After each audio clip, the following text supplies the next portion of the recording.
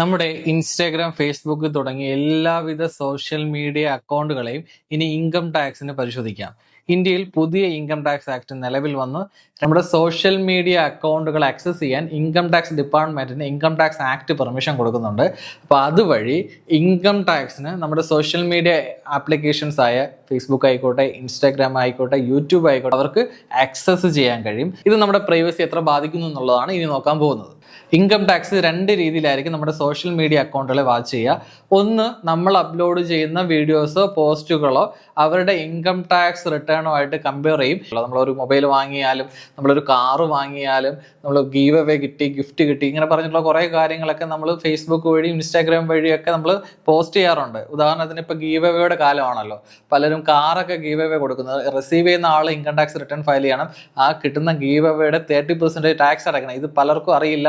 പല ആൾക്കാരും give away receive ചെയ്ത് അതങ്ങ് യൂസ് ചെയ്തുകൊണ്ടിരിക്കുകയാണ്. അപ്പോൾ ഇതുപോലുള്ള കാര്യങ്ങളൊക്കെ ഇൻകം ടാക്സ് വാച്ച് ചെയ്യും. വാച്ച് ചെയ്ത ശേഷം വാങ്ങുന്ന ആളിനും കൊടുക്കുന്ന ആളിനൊക്കെ നോട്ടീസ് അയക്കും. ഇതിൽ പ്രത്യേകിച്ച് പ്രൈവസി ഇഷ്യൂസ് ഒന്നുമില്ല. നമ്മൾ പബ്ലിക്കലി അപ്ലോഡ് ചെയ്യുന്ന ഡോക്യുമെന്റ് ഫയൽ ചെയ്തതുമായിട്ട് ബന്ധപ്പെടുത്തി അവർ നമുക്ക് നോട്ടീസ് അയക്കുന്നു. രണ്ടാമത്തെ രീതിയാണ് ഇൻകം ടാക്സ് ഡിപ്പാർട്ട്മെന്റ് നമ്മുടെ അക്കൗണ്ട് ആക്സസ് ചെയ്യും. അതായത് നമ്മൾ അയച്ച മെയിലുകളോ, നമ്മൾ അയച്ച മെസ്സേജുകളോ, നമ്മൾ അയച്ച വാട്സപ്പ് ചാറ്റുകളോ, നമ്മൾ ആമസോണിലൊക്കെ പർച്ചേസ് ചെയ്ത ഡീറ്റെയിൽസോ, അതിനുവേണ്ടി പേയ്മെൻറ്റ് ചെയ്ത ഡീറ്റെയിൽസോ ഇതൊക്കെ ഇൻകം ടാക്സ് ഡിപ്പാർട്ട്മെൻറ്റ് ആക്സസ് ചെയ്യും. അവിടെയാണ് ഒരു പ്രൈവസി കൺസേൺ എന്ന് നമുക്ക് പറയാൻ കഴിയുന്ന ഒരു കാര്യം. അതായത് ഇൻകം ടാക്സ് ഡിപ്പാർട്ട്മെൻറ്റിന് നമ്മുടെ ചാറ്റുകൾ വായിക്കാം. അത് ഫിനാൻഷ്യൽ ഡാറ്റ കിട്ടാൻ വേണ്ടിയിട്ടാണ് അവർ നോക്കുന്നതെങ്കിലും അതിനോടൊപ്പം നമ്മൾ അയക്കുന്ന എല്ലാ ഡാറ്റാസും അത് ആരാണോ, ഏത് ഓഫീസറാണോ ആക്സസ് ചെയ്യുന്നത് അയാൾക്ക് കൂടി ലഭിക്കും. ഇതാണ് ഒരു പ്രൈവസി കൺസേൺ ആയിട്ട് നമുക്ക് പറയാൻ കഴിയുന്ന കാര്യം. ഗവൺമെൻറ് ഉറപ്പ് തന്നിട്ടുണ്ട് ഇതൊരു റൊട്ടീൻ പ്രോസസ് ആയിട്ട് അവർ ചെയ്യില്ല, അല്ലെങ്കിൽ റാൻഡം ആയിട്ട് ആരെങ്കിലും എടുത്തിട്ട് അവരുടെ അക്കൗണ്ട് ആക്സസ് ചെയ്യാനൊന്നും നിൽക്കത്തില്ല. ഒരു വളരെ വലിയ കേസായിട്ട് വരികയാണെങ്കിൽ മാത്രം എടുക്കൂ എന്നുള്ള രീതിയിലാണ് ഇൻകം ടാക്സ് ഡിപ്പാർട്ട്മെൻറ്റ് അല്ലെങ്കിൽ ഗവൺമെൻറ് ഇപ്പോൾ അനൗൺസ് ചെയ്തിരിക്കുന്നത്. 1961 ആക്റ്റിൽ റെയ്ഡ് ചെയ്യാൻ, നമ്മുടെ വീടോ അല്ലെങ്കിൽ നമ്മുടെ ഓഫീസൊക്കെ റെയ്ഡ് ചെയ്യാനുള്ള പെർമിഷൻ കൊടുക്കുന്നുണ്ട്.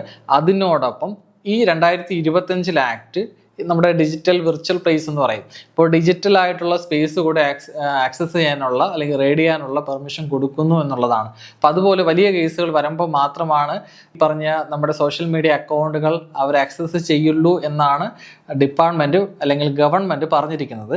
പക്ഷേ ഒരു കൺസേൺ ഉള്ളത്, ഈ ഇൻകം ടാക്സ് ആക്ട് 2025 നിലവിൽ വരുന്നു. അറിവില്ലായ്മ കാരണം പലപ്പോഴും പല ആളുകളും ഇൻകം ടാക്സിൻ്റെ പല കേസുകളിൽ ചെന്നപ്പെടാറുണ്ട്. അപ്പോൾ അങ്ങനെ ചെന്നപ്പെട്ടാലും നിങ്ങളുടെ സോഷ്യൽ മീഡിയ അക്കൗണ്ടുകളും നിങ്ങളുടെ ഈ പറഞ്ഞ ഓൺലൈനായിട്ടുള്ള ട്രാൻസാക്ഷൻസും ഒക്കെ ഡിജിറ്റൽ ഇൻഫർമേഷൻ എല്ലാം നമ്മുടെ ഇൻകം ടാക്സ് ഡിപ്പാർട്ട്മെൻറ്റ് പരിശോധിക്കും. ഇൻകം ടാക്സിലെ ഈ അപ്ഡേറ്റ് നമ്മുടെ പ്രൈവസിയെ ബാധിക്കാതിരിക്കാൻ വേണ്ടി ഇൻകം ടാക്സിനെ കുറിച്ചൊന്ന് മനസ്സിലാക്കി വെക്കുക. ഇൻകം ടാക്സ് അറിവില്ലായ്മ കാരണം നിങ്ങൾക്ക് നോട്ടീസൊന്നും വരാതിരിക്കാനും അല്ലെങ്കിൽ വേറൊരു കേസിലും ചെന്ന് പെടാതിരിക്കാൻ ശ്രമിക്കുക. കൂടുതൽ ഇൻഫോർമേറ്റീവ് വീഡിയോകൾക്കായി ചാനൽ ഒന്ന് സബ്സ്ക്രൈബ് ചെയ്യുക. ഏതെങ്കിലും തരത്തിലുള്ള ഇൻകം ടാക്സ് സംശയങ്ങളുണ്ടെങ്കിൽ കമൻറ്റിൽ ചോദിക്കാവുന്നതാണ്.